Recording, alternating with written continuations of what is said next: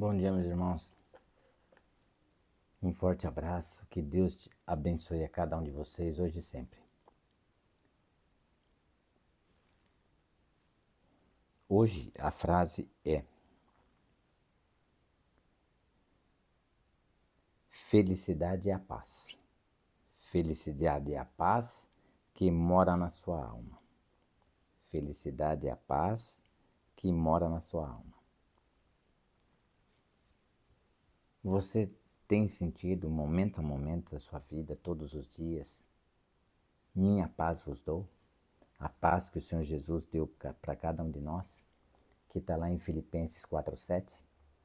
A paz que excede todo entendimento guardará o vosso coração e a vossa mente em Cristo Jesus. Se nós não sentimos constantemente, em todos os momentos, desde a hora que vamos dormir até a hora que levantamos, isso está em nós em todo o transcorrer do dia. Se nós não sentimos esta paz, que nos dá tranquilidade em todos os momentos da vida, até mesmo diante da morte de nossos entes queridos, é porque nós precisamos nos entregar mais a Deus. Nós precisamos viver mais o poder do Evangelho, o poder do santo amor de Deus em nossas vidas. Tá certo? Vamos então à nossa oração.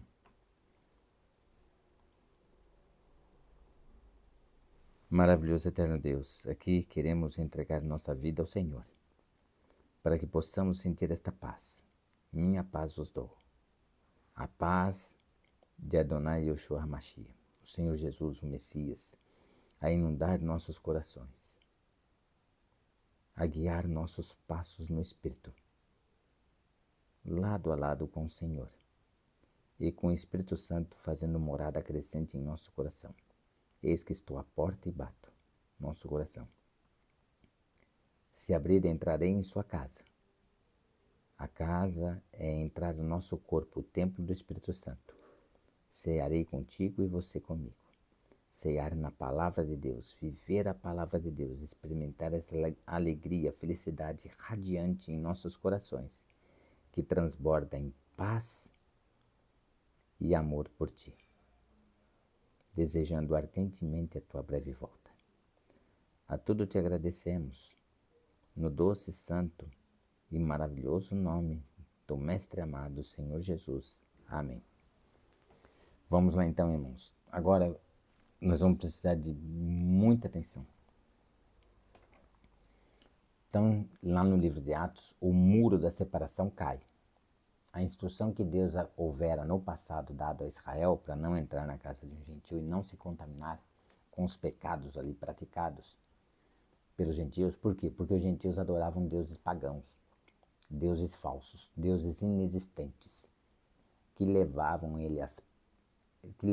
os gentios a práticas pecaminosas, que eram detestadas e odiadas por Israel,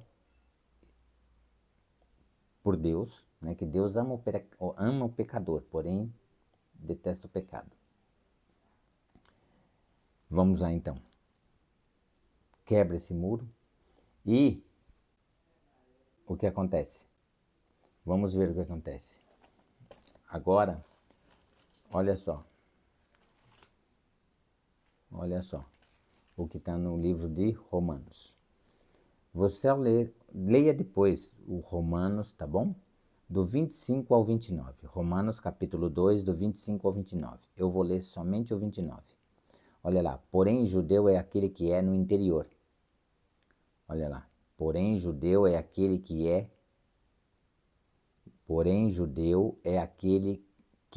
o é interiormente.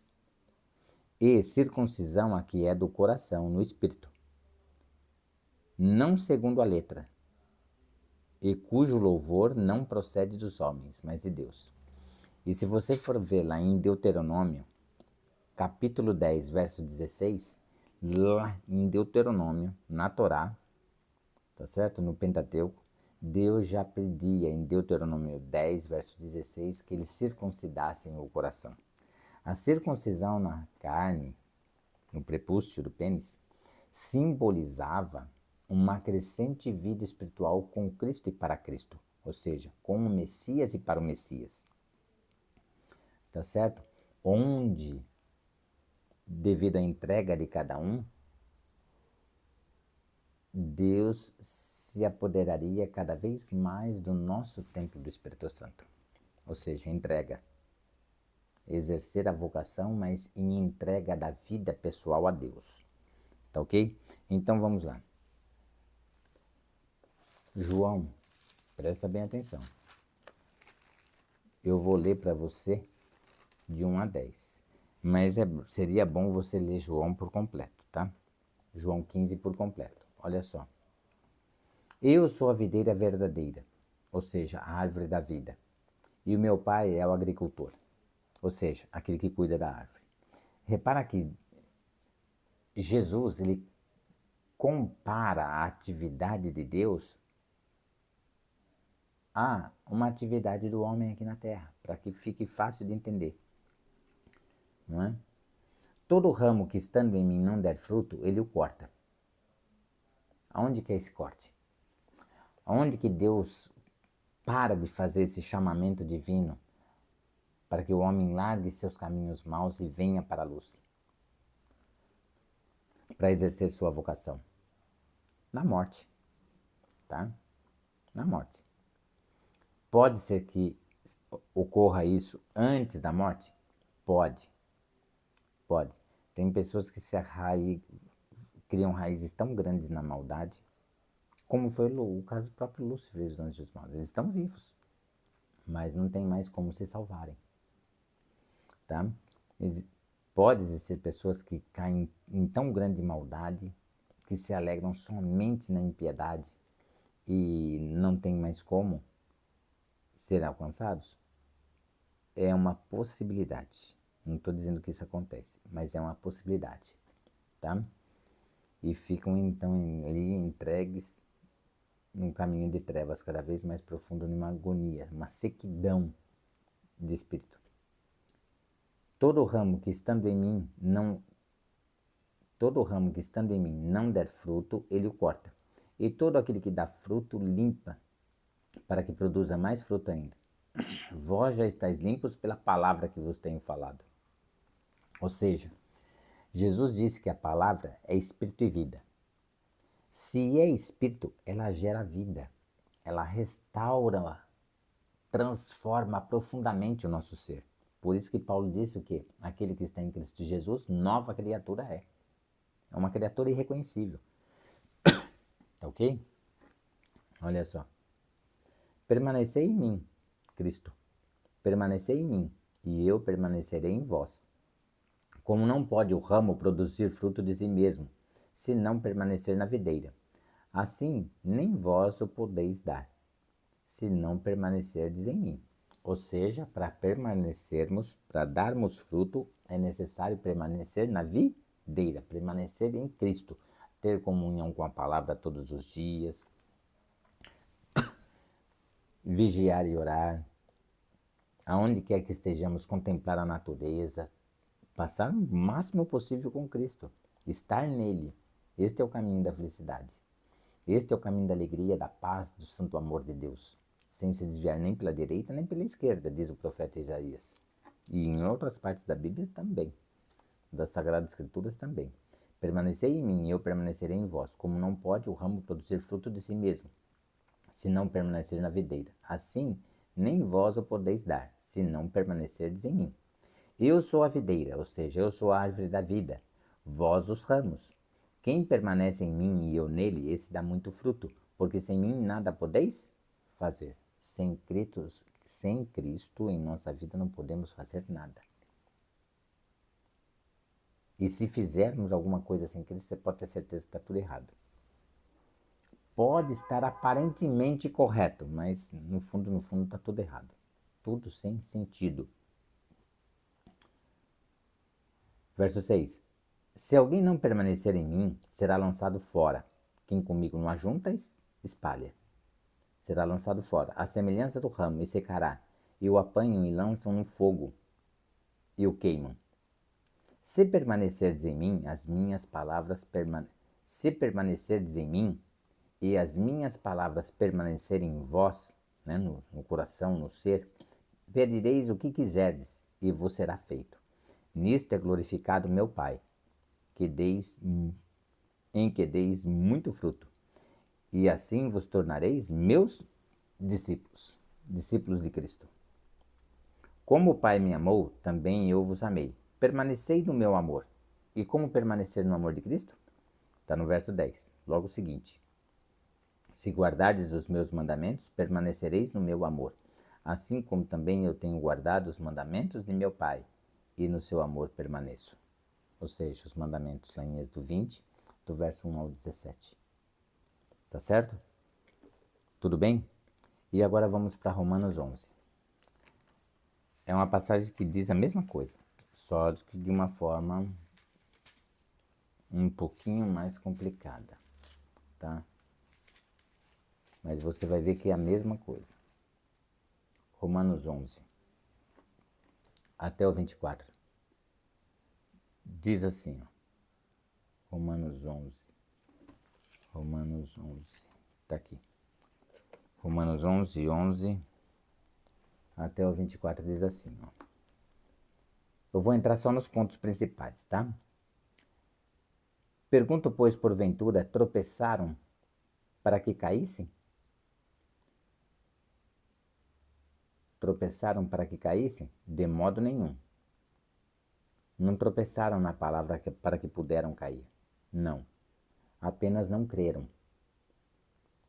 De modo nenhum.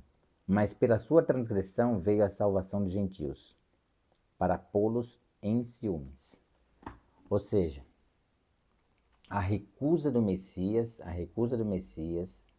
como Deus vivo, levou o que está escrito no Evangelho de Lucas, no capítulo 19, no finalzinho dele, do capítulo 19 de Lucas. Não reconheceram a sua visitação. Então veio, 70 anos depois de Cristo, a destruição de Jerusalém. Tá? Verso 12. Ora, se a transgressão deles redundou em... Não era esse o objetivo de Deus. Está lá no livro de Atos. O livro de Atos, na intenção de Deus, era quebrar o muro da separação e todos, judeus e israelitas, aceitarem Jesus como Messias, juntamente com gentios e fazer parte da videira. Mas olha com quem recusou o Messias. Olha o que acontece. Ora, a transgressão deles redundou em riqueza para o mundo, e o seu abatimento em riqueza para os gentios. Quanto mais a sua plenitude, quanto mais a sua plenitude. Ou seja, quanto mais a plenitude daqueles que permaneceram na videira, crendo em Jesus como Messias. Né? As primeiras conversões ali em Atos, até Estevão, aquelas primeiras conversões ali são maciçamente de judeus e israelitas. O evangelho somente atinge os gentios após a morte de Estevão, que é o cumprimento das 70 semanas. Tá? Até o cumprimento das 70 semanas, o evangelho foi pregado única e exclusivamente para os judeus israelitas. Depois da morte de Estevão, começa a atingir os gentios. Tá certo? Agora imagina, quanto mais a plenitude, quanto mais Israel, então, aceitando Jesus como Messias, já imaginou a bênção para o mundo? Não é? A bênção para o mundo, tanto Israel quanto os gentios pregando o evangelho eterno? Verso 13. Dirijo-me a vós outros, que sois gentios, visto, pois, que eu sou apóstolo dos gentios, glorifico o meu ministério. Sim, Paulo foi o que mais pregou para os gentios, né? Apesar que Pedro também, Tiago também, tá? Para ver se, de algum modo, posso incitar a emulação os do meu povo, a salvar alguns deles, né? Por meio dos gentios, a salvar também alguns de Israel, alguns judeus que vierem ali a aceitar o Messias. Porque se o fato de terem sido eles rejeitados trouxe reconciliação ao mundo, que será o seu restabelecimento, senão vida dentre os mortos? Ou seja, muito mais, né, a reconciliação de Israel com o Messias a trazer benfeitorias para o mundo, juntamente com nós, os gentios. Olha só. Porque se o fato de terem sido eles rejeitados trouxe reconciliação ao mundo, ou seja, recusando o Messias, são tirados da árvore da vida e são enxertados ali gentios que aceitaram o Messias. Que será o seu restabelecimento, senão vida dentre os mortos? Ou seja, estavam mortos por não aceitarem a Cristo. Ficam vivos novamente, são restabelecidos à videira, aceitando o Messias. Tá ok? E se forem santas as primícias da massa, igualmente o será a sua totalidade.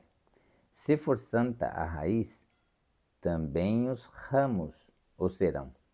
Isso aqui Jesus explicou lá na oração sumo sacerdotal em João 17, no verso 19, tá?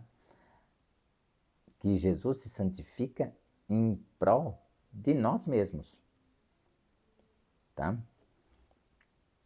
A raiz aqui e a videira é Cristo, tá? Explicado lá mesmo em João 15, tá? Não posso falar nada de mim mesmo. Se, porém, alguns dos ramos foram quebrados, e tu, sendo oliveira brava, ou seja, aquele que desconhecia Deus, foste enxertado em meio deles, agora reconhecendo Cristo, é enxertado na árvore da vida, e te tornaste participante da raiz e da seiva. Olha só, a raiz é o Messias. E a seiva? A seiva é a aliança eterna, onde o Espírito Santo, convencendo do pecado, da justiça e do juízo, traz muitos a participarem desta árvore da vida como ramos, tá? Fazendo parte da aliança eterna. Ok? Da oliveira. Não te glories contra os ramos. Não te glorie contra os ramos que foram tirados da videira. Não te glorie contra os ramos. Porém, se te gloriares, sabe que não és tu que sustentas a raiz, mas a raiz a ti. Adonai sustenta a nossa vida, como o ramo a dar bons frutos, por meio do Espírito Santo. Dirás, pois, alguns ramos foram quebrados para que eu fosse enxertado. Bem, pela sua incredulidade foram quebrados. Tá vendo? Era para ficar todos juntos, tanto judeus, israelitas, como gentios. Mas pela incredulidade foram quebrados. Bem, pela sua incredulidade foram quebrados. Tu, porém, mediante a fé, estás firme. Não te ensorbebeças, não te encha de orgulhos, mas teme a Deus. O que está em pé, cuide para que não caia, diz a palavra. 21. Porque se Deus não poupou os ramos naturais, também não te poupará. Tá certo? É o que diz lá em 2 Pedro, não é? O cão voltou ao seu próprio vômito, e a porca lavada ao espojador da lama. Ou seja, aquele que conheceu a Cristo e andou em caminhos de luz, não deve abandonar, não deve deixar de congregar em união, mas perseverar na fé. Jamais abandonar a fé. Porque se Deus não poupou os ramos naturais, também não te poupará. Considerai, pois, a bondade e a severidade de Deus para com os que caíram. Severidade, mas para contigo, que permanece na videira, mas para contigo. A bondade de Deus, se nela permaneceres. De outra sorte, também tu serás cortado. Agora olha o 23. Eles também, se não permanecerem na incredulidade, serão enxertados. Ou seja, aqueles que foram tirados, que eram ramos naturais, judeus e israelitas. Olha lá. Tá bom? Ó, olha o 23. Eles também, se não permanecerem na incredulidade, ou seja, vierem aceitar o Messias como Cristo Deus vivo, serão enxertados, pois Deus é poderoso para os enxertar de novo. É o que é explicado lá, que Paulo fala lá em 2 Coríntios 3, que o véu é tirado do rosto deles somente quando aceita o Messias. Verso 24. Pois se foste cortado daqui por natureza, era oliveira brava, ou seja, se foste cortado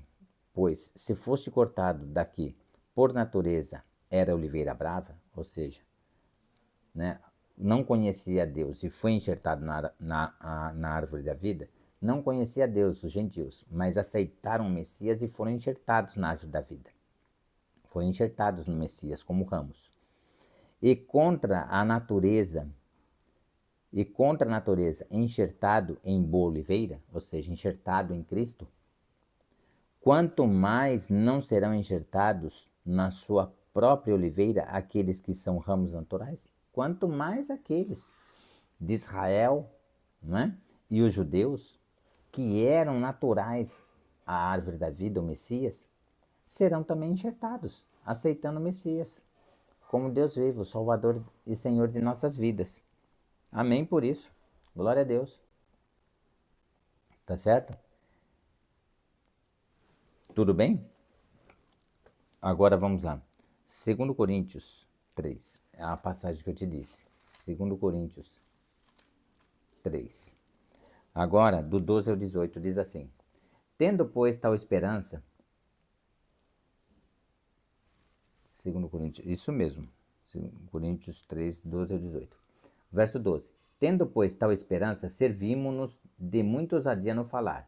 E não somos como Moisés, que punha véu sobre a face, para que os filhos de Israel não atentassem na terminação do que se desvanecia, ou seja, o brilho, né, que estava sobre a face de Moisés. Ele tampava o rosto. Mas os sentidos deles se embotaram, ou seja, se atrapalharam, né? Pois até o dia de hoje, quando fazem a leitura da antiga aliança, ou seja, da Torá, tá? Da antiga aliança, a Torá, o mesmo véu permanece, não lhe sendo revelado que em Cristo é removido. Em Cristo esse véu é removido. Mas até hoje, quando é lido Moisés, o véu está posto sobre eles. O véu está posto sobre o coração deles. Quando, porém, algum deles se converte ao Senhor, ou seja, ao Messias, ele aceita como Senhor, né, e Salvador de sua vida, o véu lhe é retirado. Aceitou o Messias, o véu lhe é retirado. Ora, o Senhor é o Espírito. E onde está o Espírito do Senhor, aí há liberdade. Ou seja, o Espírito Santo, né, que convence o pecado, da justiça e do juízo. Aí há liberdade. E todos nós com o rosto desvendado, contemplando, como por espelho, a glória do Senhor, somos transformados de glória em glória na sua própria imagem, como pelo Senhor, o Espírito. Ou seja, ministério agora do Espírito Santo, convencendo o mundo do pecado, da justiça e do juízo. Esse verso 18 tem muito mais coisas, mas eu vou parar por aqui, tá ok? Que Deus te abençoe, te proteja e te guarde, e que o Senhor Jesus nos envolva no manto dele, nos envolva na aliança dele e possamos aceitar o chamado e exercer nossa vocação pedindo o Espírito Santo cada vez mais em nossa vida, para viver esse santo amor de Deus em nossas vidas. Amém. Um forte abraço, querido, e até o nosso próximo encontro, se o Senhor permitir. Amém.